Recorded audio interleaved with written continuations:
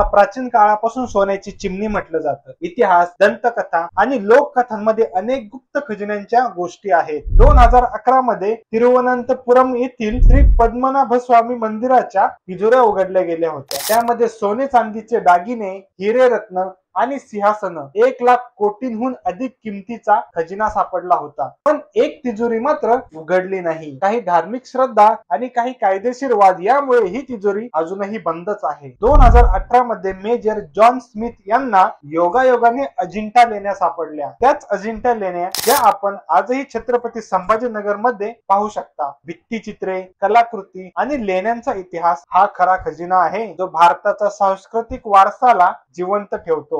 ओडिसा आणि तमिळनाडू मध्ये देखील मित्रांनो हजारो वर्षे जुना खजिना सापडला आहे. सोनं, चांदी, काचेचे मणी आणि हस्तकला वस्तू. काही ठिकाणी अंधश्रद्धा आणि अफवांमुळे लोकांचे प्राण देखील धोक्यात आले आहे. खजिन्याचा शोध हा नेहमी कायदेशीर आणि सुरक्षित प्रक्रियेतच करावा. भारताचा खरा खजिना म्हणजे सोने चांदी नसून इतिहास, संस्कृती, वारसा हाच आहे. तुम्हाला काय वाटतं मित्रांनो? कमेंट मध्ये सांगा.